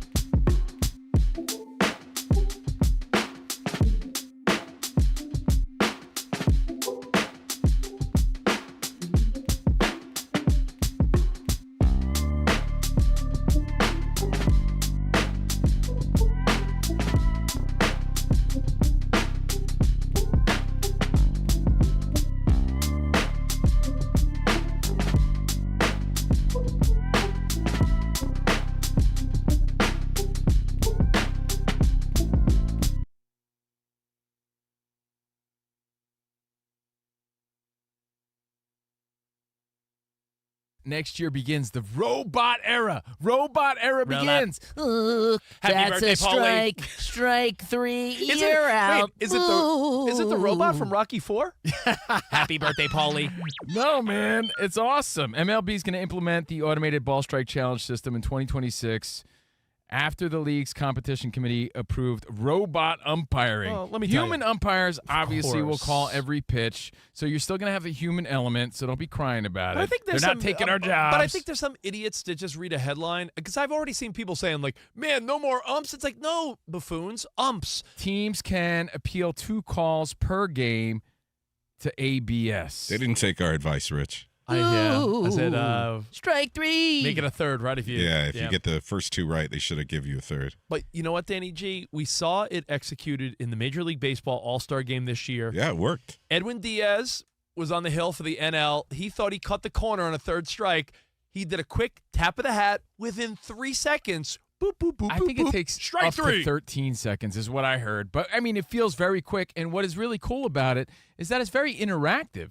During the All-Star experience, we all saw, like, oh, it was a strike. Like, it goes right to the screen. You're there. You get to be part of the process at the game and on TV because you're seeing it. And if you could see it, they got to get it right. There is plain a and simple. great strategy also involved where do you use these challenges? If it's the first inning and there's 2 outs, no one on, is your guy going to be like, no, tap, tap, tap? Like, you might want to save It's actually, these. the technical term is rap, tap, tappy. Oh, if you want to do a little rap, tap, tappy, rap, tap, tappy, rap, tap, tappy. You have to get a little come on the kick drum. Come on the kick drum. And a rap, tap, tappy. So I think this is great. And you kidding me? Innovate or die. This is the next step into getting it right and helping the game move along. Some people, like keeping Big Mike, keeping a human layer to this, right? Mike is like, forget the human layer. And maybe we're getting to that eventually because I'm a fan of the human layer as well. You know, Big Mike who runs this place. But Mike was like, "Yo, man, Never speed heard it of up him. all the way." No, Speed Big Mike actually said, self-checkout everywhere.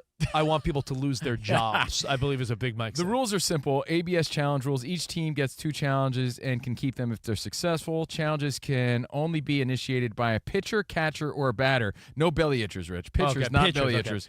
And the request must come right after the pitch. To signal a challenge, the pitcher or catcher or batter taps his hat or helmet to the umpire. No help from the dugout, which was weird to me because that's obvious, but with all the ways they communicate from dugout to catcher and everything else, there's no way. If everyone's saying rule? challenge, Right. then you're going to do it. How are they going to implement that rule? Dan Byer, I'm not a man that listens to everything Rob Manfred in baseball says, but I really feel like everything from the pitch clock to the bases to the man on second and extra innings, which I thought I wouldn't like, all these things I feel like have been good for baseball. Are you opposed as a traditionalist or no? No, I'm not opposed. I do think that we are so focused on the robot aspect of it that I think we need to develop like a character, like a cartoon, like a caricature of like a judge who will then hand down the ruling on if it was a ball or strike. Make that guy a character throughout all 30 ballparks. What if the local mascot appears? Like it could be Mr. Met or Bernie the Brewer or anyone comes out and they come out with like a green or red flag. I was thinking like Judge Doubleday, you know, that works like with the history, and then it's this animated feature, and then he comes down and he hits his gavel with a ruling, and it's ball, like that. All 30 stadiums, uniform, yes, something like that, like you're out. I think that would be great. Out. We're very focused on the robot, but I think we need to do it like branch out in that way. So one of the headlines was the robot era begins or something like that. That's what they're calling it. And I just think that it proves that baseball's headed in the right direction. You get a little compromise of human element, but moving toward the future, getting it right is the priority. Anyone that doesn't like it, I think, is sort of off the mark. I do. I agree with that. I feel like the NBA, the NFL, other organizations have, for the most part, I feel like the only misstep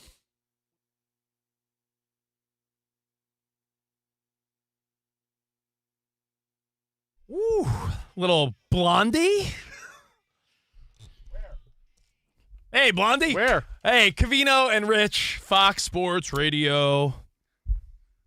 I wonder if Covino is at the airport on his way home, sitting there watching the Yankees, and Giancarlo ground into a double play. Probably, right? Hey, we're live from the Fox Sports Radio studio. The LG Boom Grab is the portable speaker, boom, that powers your hustle from morning coffee runs to midnight rooftop hangs. Enjoy the vibrant sound with up to 20 hours of playback, and now save 25% at LG. Life's good. LG.com. Code FALL25. Bring the boom with XBoom. And don't forget, businesses' fluctuations make running your manufacturing business complex, but staffing your business doesn't need to be tricky at all. Let Express Employment Pros provide the workforce you need. Simply go to expresspros.com. Find the location near you.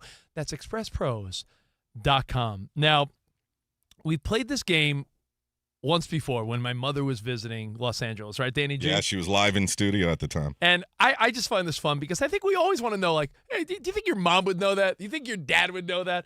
So do we have my mom on the phone?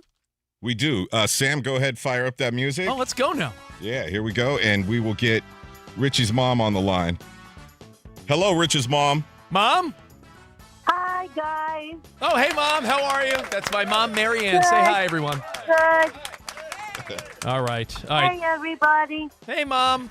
All right. Hey, guys. All right. So my mom lives in the Baltimore area, and let me tell you, she sees a lot of very sad Ravens fans. Did you say at work a lot of sad Ravens fans? Oh, yeah. Oh, yeah. Oh, I bet. All right. Now, here's how the game is played, Mom. I'm going to ask you a question. Don't answer right away. We have a contestant that's going to guess whether or not you know the answer. So wait, let the guy make the guess, and then I'll ask you again, all right? Sounds good. All right. Will Rich's mom know? Who's our contestant, Our contestant is Matt in Placerville, California. Matt, how are you, buddy? I'm doing good. Hey, can you guys hear me all right? We can hear you, bud. All right, so you know how this game is played, correct? Yeah. Okay. Going to ask a question. You answer. If my mom will know. Will Rich's mom know, yes or no? And then, Matt, you got to get 2 of these right out of the 5 to win. Here we go. All right. Question number 1. Again, Mom, don't answer right away. Okay. What is the name of the Raiders running back from Boise State that broke out in Week 4 with 155 total yards and 3 touchdowns for the Raiders? Matt, will my mom know, yes or no? Yes. Mom? Genty. Genty! Yes! There you go. Wow. Wow. Marianne. Well, you know, keep in mind, my mom is a Raiders fan. She named my brother James after her crush on Jim Plunkett. Really impressed. Mom, how about that 64-yard touchdown run where he was high-stepping? Great. Do you love him? You love my mom wanted to get a Genty T-shirt when we were in Vegas. All right. Question number 2. Mom, who will be performing at the halftime show at this year's Super Bowl in February? Matt, will my mom know, yes or no? No. Mom. Right. Bad Bunny. Oh, 2 for 2. She's 2 for 2. Wow. Matt is 1 for 1. Mom, I don't or think, 1 for 2. Mom, I don't think you can name one song, but you knew it was Bad Bunny, so I'm proud of you. Yes. All right, love you. Up All right. on the pop culture. All right, here we go. Mom, what baseball player is known as the Big Dumper because he has a big ass and he hit 60 home runs for the Seattle Mariners? Matt, will my mom know, yes or no? Yes. Mom? Don't know. Oh! Ooh, okay. Mom, the answer is Cal Raleigh. She loves a big dumper. We know that. Cal Raleigh. Never heard of him. Well, look up his butt. You might like it. I don't know. We're getting Look up his butt? Look up. Whoa, okay, I mean, don't look up his butt, but you know what I mean. We're All getting right. to crunch time here. Matt has 2 more opportunities. Never heard of him. All right, here we go. Mom, as you know, your son, me, very, very upset about the New York Mets. The Mets missed the final wild card on a tiebreaker to what team?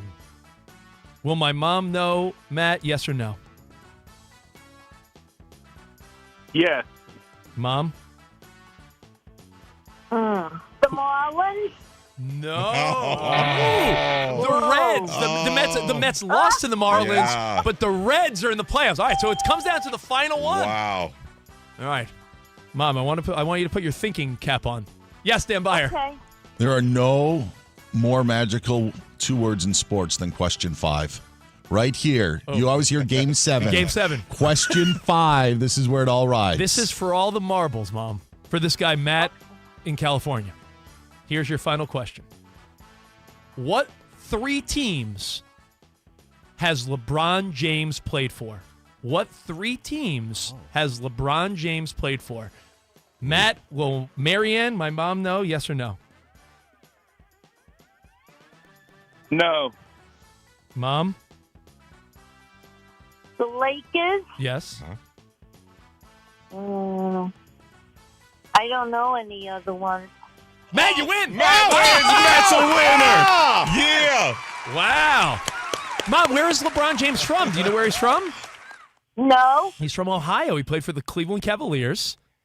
No. And he went down to No. Miami to No. play for the Heat. Remember, he promised all those championships? Not 1, not 2, not 3. No. No? All right, thank you, Rich's mom and Matt in Placerville, California. Congratulations, you won a new CNR Nerd All football. right. Oh. Thank you, guys. Congratulations. Hey, by the way, Mom, I know you want to Do go. I get a T-shirt for losing?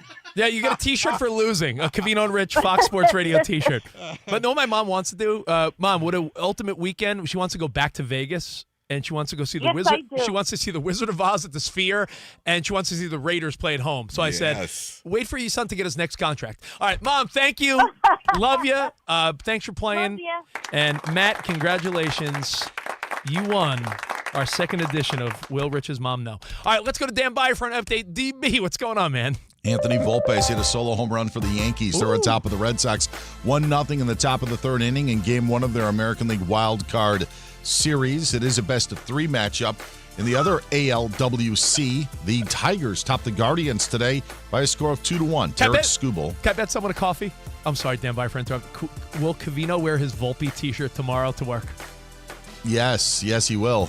Yeah, and someone, listen, and somebody on the screen right now is wearing a Volpe jersey with Volpe on the back of it, which I think we've talked about is so annoying because the Yankees don't. the Yankees don't have Volpe on the back. What a dope. Yeah. Sorry to interrupt, Dan Byer. That's all right. That's all right. Tarek Skubal, 14 strikeouts in 7 2/3 for Detroit today as they're up 1-0. In the National League, Cubs beat the Padres 3-1. Seiya Suzuki and Carson Kelly hit back-to-back home runs for Chicago in the 5th inning, giving the Cubs a lead they would never relinquish. The Reds and Dodgers coming up at 9 Eastern time tonight. Coming up on Thursday, 49ers and Rams on Thursday Night Football.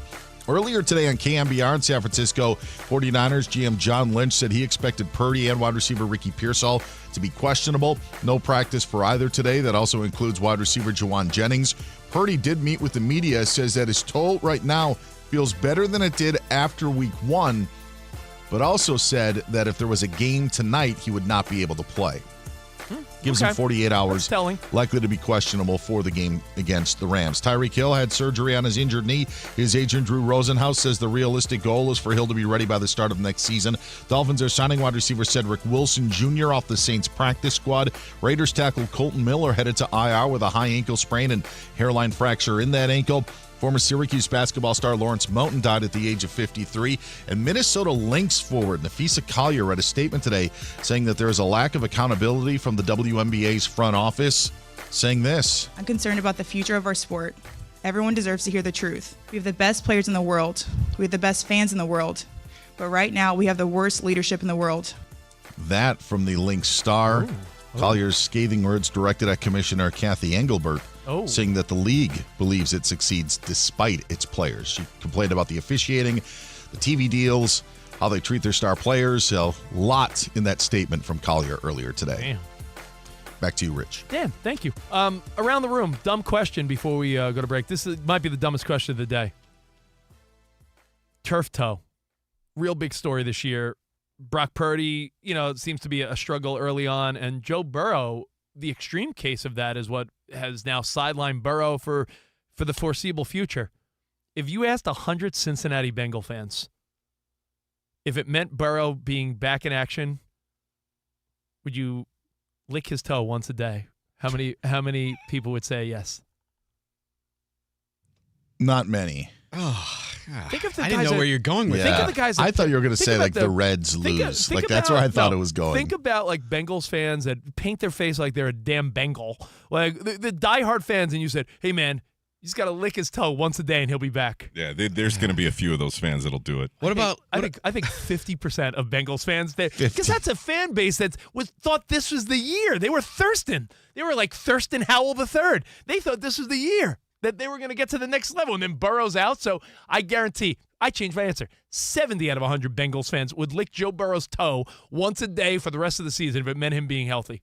Wow. I'm sticking to it. That's a bit depraved. All right, listen, we got more Covino and Rich. We'll give you some playoff updates in the world of the wild card and talk a little more NFL. No more toe licking, so don't worry. That's all coming up right here. Covino and Rich.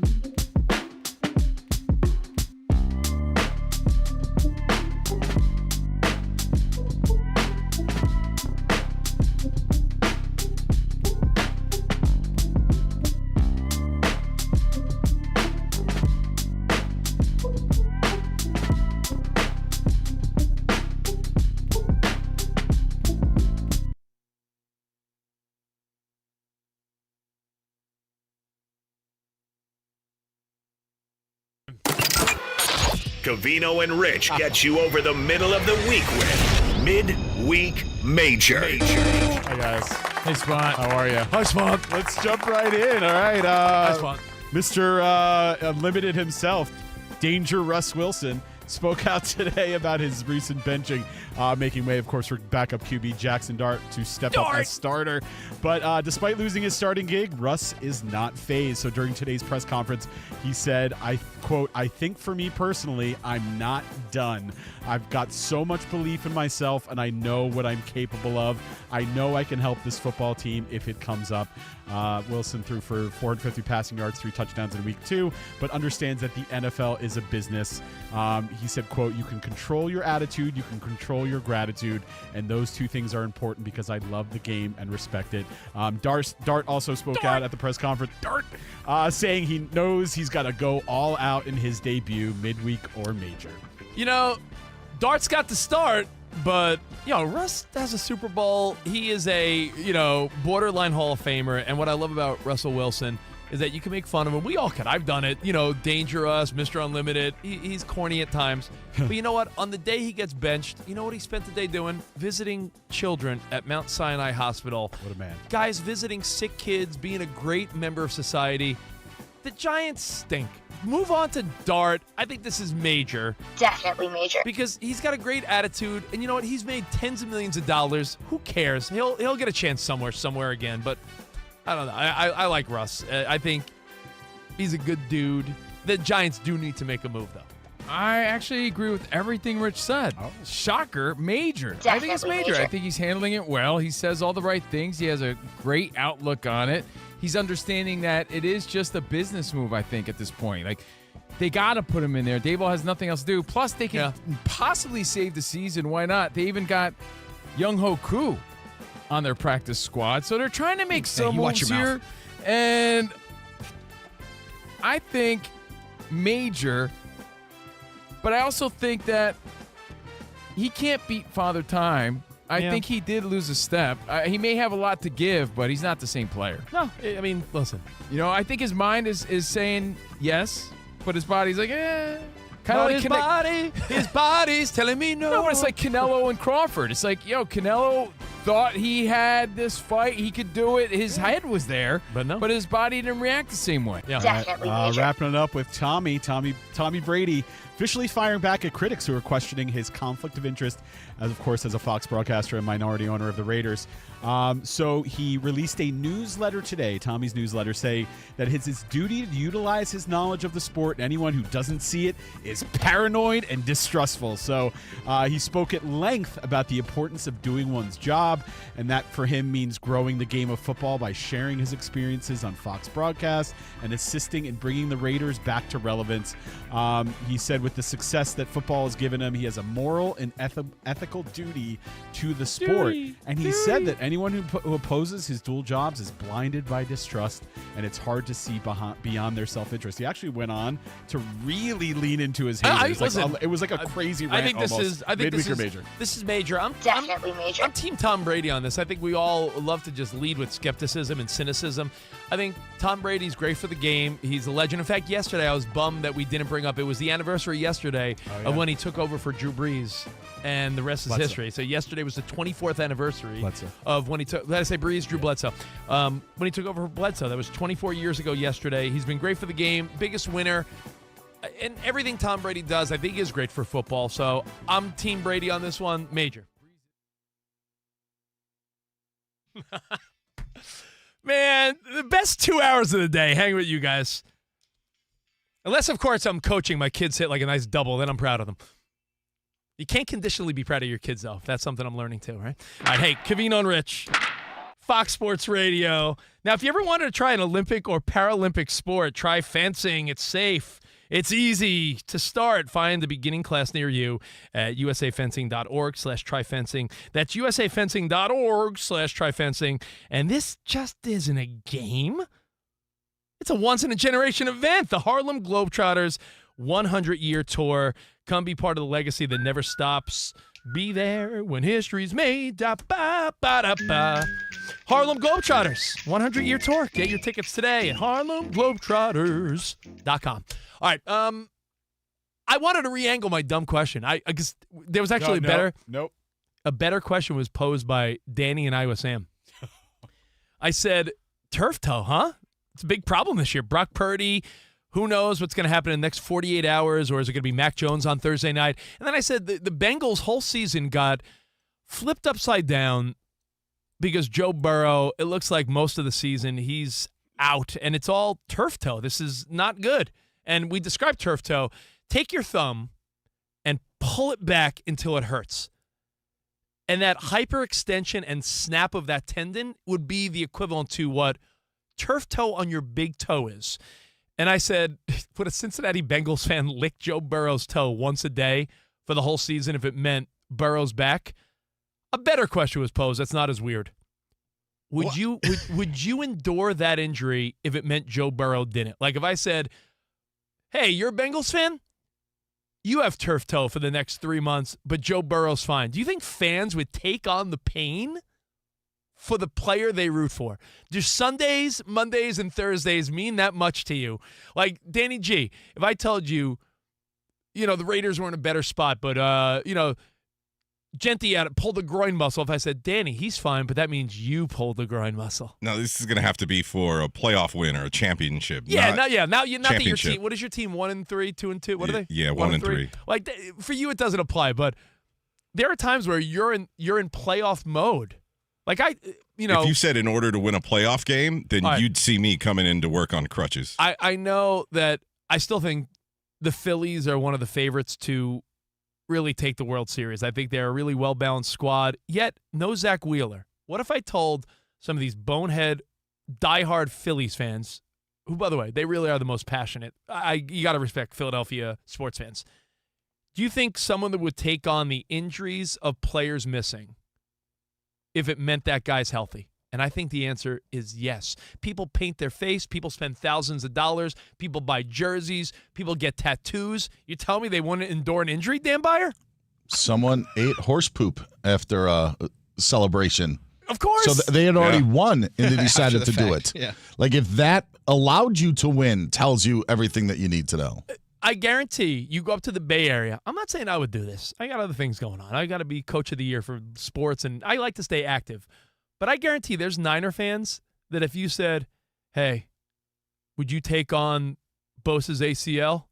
I bet you they would. I bet you there's some diehard Bang Bang Niners gang people that would say, yeah, dude, I'll take on the injury in some hypothetical world. Transfer it from him to me. But, well, because think of how we're so diehard, Sam. It's not, like people break their TVs, people cry, people are emotional. You see how, I mean, sports bring out so much passion in people. And I really think that, like, all right, if you told me what would I do for the Mets to have made the playoffs this year, and instead of just sitting around today and then playing, I probably would have taken on a little something maybe. Who knows?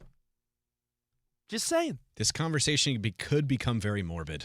That's what it already can. has become. I mean, no one's saying they're going to take on any deadly things, but I mean, like, No, if I I told know. you, like, if if I told you I was going to win some big thing, but Sam, you have to break your big toe. I think you'd break your big toe. Well, Danny brought up the scene. Go ahead, Danny. You can from Casino. Oh yeah. Where the guys like where they say like you can walk out of here with the money, but we're gonna like break your knees or we'll break your hand and you get nothing. Was it something like that? Yeah. And the guy's like, yeah, I'll take the broken hand. Yeah, they smash his fingers with the hammer. If I It was told like, you, Sam, if I told you Iowa like shocked the world like next year and there's the undefeated football playoff and won the whole thing, but we got to smash your hand with a hammer. Oh my gosh. See, but that heals. It needs to be something that lasts forever, like herpes. Oh, why? Why can't you be a broken hand? Now we're handing out herpes? Now you're giving Sam No, herpes? I just want a broken hand. This is What's going on this is here? a- I'm not this going is to a- consider that other option. This was a simple hand injury, guys. Thank God Covino's back tomorrow. I know. For the record, Sam would get herpes if Iowa would score 30 or more in a game. I go out and make Right. bad decisions probably. Yeah. All right. Hey, guys, I want to thank all of you for holding down the fort. Dan Byer, thank you for being a fantastic co-host. And Thank you. Danny G, just being the best producer in the biz. And Iowa Sam, you bring the joy. And Spot, you're pretty cool, too. I stream videos. Best video guy in the biz. There you go. And our buddy Covino will be back tomorrow. And he'll probably have a smile on his face because, what, are the Yankees up 1-0? And Your Mets aren't in it. You're going to cheer for my Dodgers tonight? I am, because we you know got what? Blake Snell versus Hunter Green. I am, and I'll tell you why, because F the Reds, and something I want to talk about tomorrow. I think I have to accept the fact that my son wants to be a Dodgers fan. Yeah. So I don't know how to feel about this. We'll discuss all this. Thanks for hanging with Covino and Rich. Until tomorrow, arrivederci, baby. See you in the promised land. Goodbye.